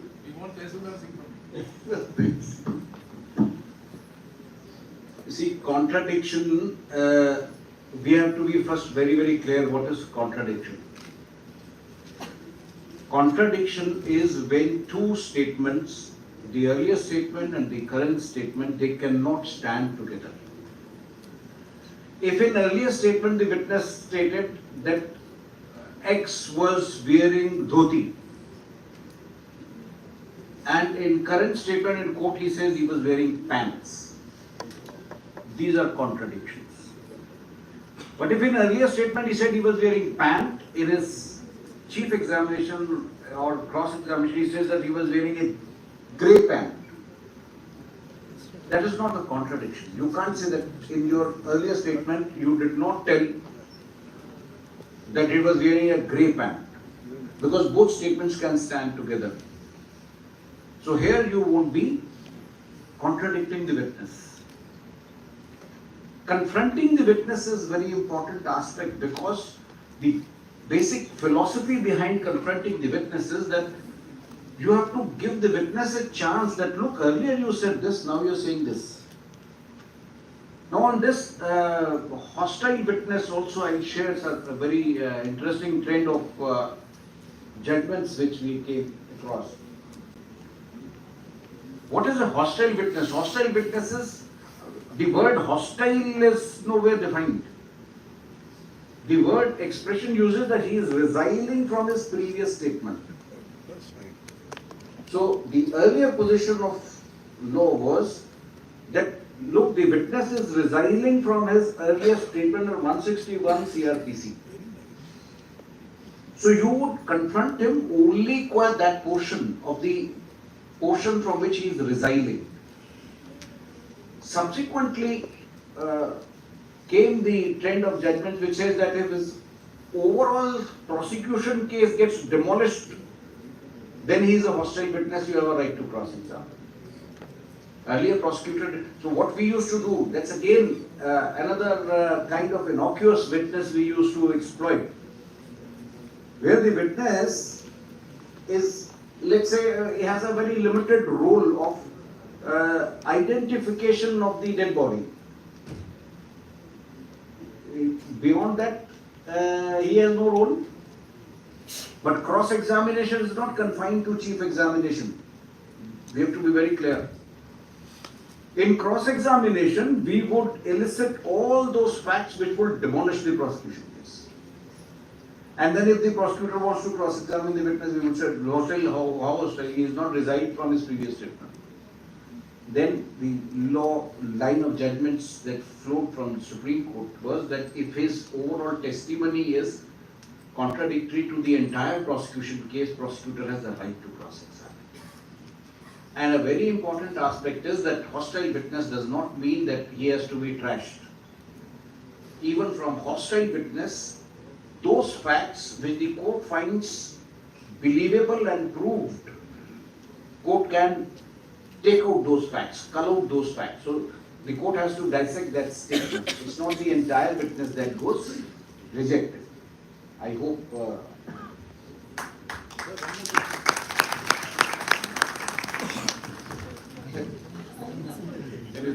Told you one question from me. Sir, kindly explain to them, when will an omission become a contradiction? How do they distinguish between an omission and an improvement? Omission, I would, in my humble experience, say that please do not touch that. That's a vacuum.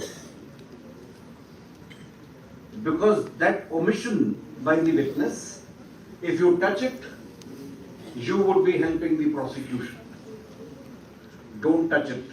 If the witness has omitted something, maybe in his 161 statement he said that I saw this happening, I saw that happening, and he forgets to mention about this happening. Don't touch him. Because that this happening will break the sequence of events of the circumstantial evidence, and that will be helpful to you. So my understanding is don't do that. Then comes the improvement. Now, wearing grey pant may, depending upon rest of the facts of the case, may be an improvement. This you will show to the judge at the stage of final argument that look, this witness is not reliable because he is improved upon his testimony. But omission, I don't think we should touch. Thank you, sir. I will engage you in court now there.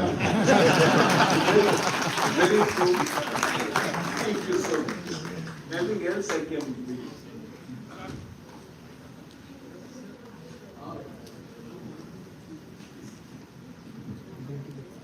Right, so we can now have some questions from the audience. I see you, sir, but let's just try getting a mic to you as well. I do without mic. My name is Dr. Sangwan. I am partly disappointed, but both the speakers, they did not mention and talk about the technology, use of technology in prosecutions. Because if you remember, every international trial, particular trial, there was satellite technology evidence was used in the cross-examination and was settled by the international court as well as the international criminal tribunal. They are used because I am basically a trained scientist with also doctorate in biological sciences and in biotechnology. There are so many technologies. And the Honorable Chief Justice is here. Mr. Saman, we have another lecture series for that. Right now we have another question. Oh. This time will be sufficient. We should have a national, somewhere a laboratory, something like that. When you can use those technologies for examining the witnesses for the process. Thank you very much. One small question is there. Just 1 second. Yes. Now you can please address the question, and who are you addressing the question to? Your question is to? My question is from Justice Kathpalia. the statement that is the previous statement under 145 or under statement under 162 for corroboration, whether that statement can be exhibited by the defense side or using it for a later purpose? 161 statement. Sir, the first thing will be asked from the witness whether his statement was recorded by the IU. Unfortunately, we do not ask this question, and nor the prosecution insists, because prosecution wants to get his 161 untouched. The moment witness says that my statement was not recorded by the IU, because most, again, practical aspect, it doesn't happen that the witness would be sitting before the IU and IU would be asking questions and recording it. IU writes on his own because it's unsigned statement. The moment witness says that my no statement was recorded by the IU, thereafter you are blocked. There is no question of any confronting or any contradiction. Whether it can be exhibited or not, sir, by the No, defense side? no, it will be exhibited if he says that yes, I made this statement, and you are exhibiting for purposes of contradiction, and that's the identification of that statement. It is not proving of that statement, because that statement was authored by the IO. So witness won't be exhibiting that statement, but generally we do is, see, exhibition also, we have to be very cautious that maybe because a document has been assigned exhibit number does not mean it is proved in accordance with law. Exhibition is only a matter of identification of this document. You will ask the witness that, look, in your previous statement under 161 CRPC, you said that the witness was, that the other person was coming wearing dhoti. Now you're saying it's pant. He will say, if he says that yes, I said this, then your purpose is solved, then you won't confront him. If he says no, I said pant only, then you will confront him with that portion, and now that you have confronted him with that portion, for identification you will give this number, exhibit PW7/DA. The defense side is producing that. I think we'll have to About the last question. Yeah, I One think this is question, then sir. quickly the last question. Yeah, I hope. I believe. Sir, I have a question with both the speakers. Most of the time in our cross-examination, we put the leading question with an expectation to have an answer in yes or no. But this is the basic practice that the witness usually through his voluntary statement try to explain that question. Answer. How to deal with that?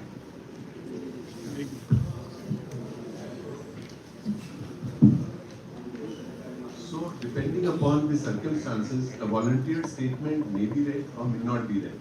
Yes. You know, it all depends.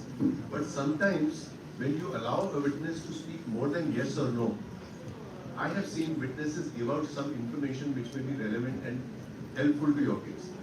So, rather than stopping the witness in the court may not allow you to do, let the witness speak whatever he wants to speak. You can of course raise your objection at that time and say that this is a volunteer statement and whether it can be read or not can be seen at whatever point of time. But be patient and hear the statement. That statement will actually give out something more than the witness should have given, and that might help you.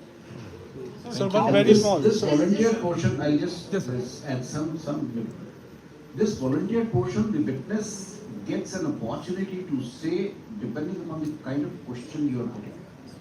That's the reason I said, and this is how it's an art. You learn it across period of time, and nobody is the best cross-examiner. You can just experience. You get a gut feeling that this witness is going to keep adding more and more and more and more, so I should be very cautious. Or this witness may take me to absurdities. That's a beautiful witness. That gut feeling you develop, and it comes to you over a period of time. That is what. Sir, my question comes from this voluntary part. Question has been asked, yes or no, answer is given yes or no. Thereafter, there is volunteering which happens. You let the volunteering happen, you tell the court this portion is voluntary.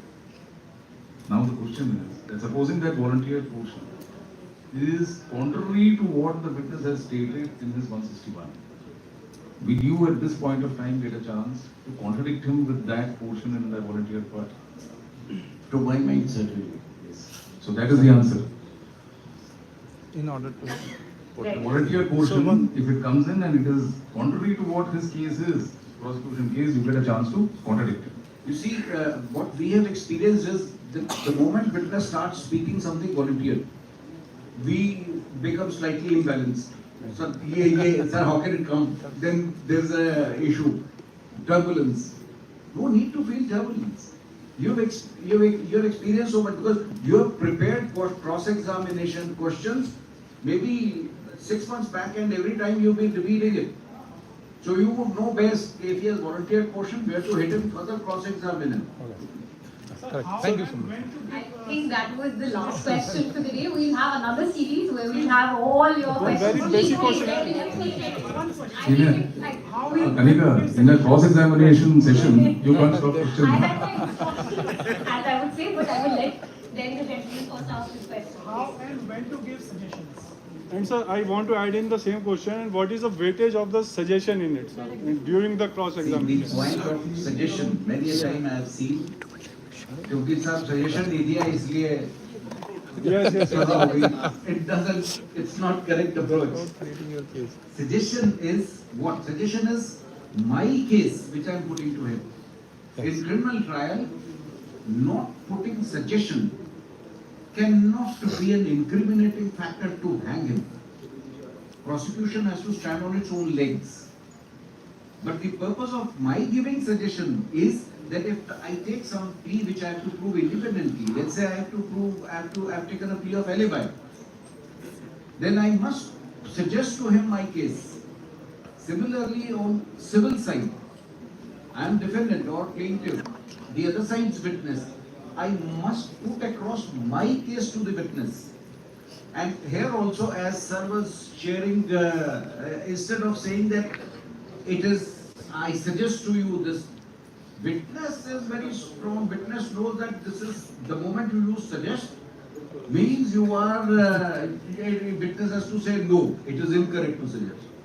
So as sir has suggested that you put a question to him that look, this is correct. Is it correct or not? Then you have to take the witness along with you very quietly and decently, politely, so that he starts singing. Correct, sir. Thank you, sir. Okay. So whether the weightage of an adverse inference will be same in a civil litigation and a criminal litigation. Adverse inference being drawn from a cross-examination. Nowadays there are witnesses who say that I don't intend to answer. It's not question of civil or criminal, to my understanding. If I'm in a criminal litigation, I may have to say that I don't intend to answer such questions. No. The point ultimately, adverse inference is what? Adverse inference is an inference that had this fact been elucidated, it would have gone against you. Right? In criminal litigation, unless there is a reverse burden of proof, you have PMLA, you have NDPS provisions. Unless that is the situation, it is the prosecution's job to prove. Prosecution will prove it.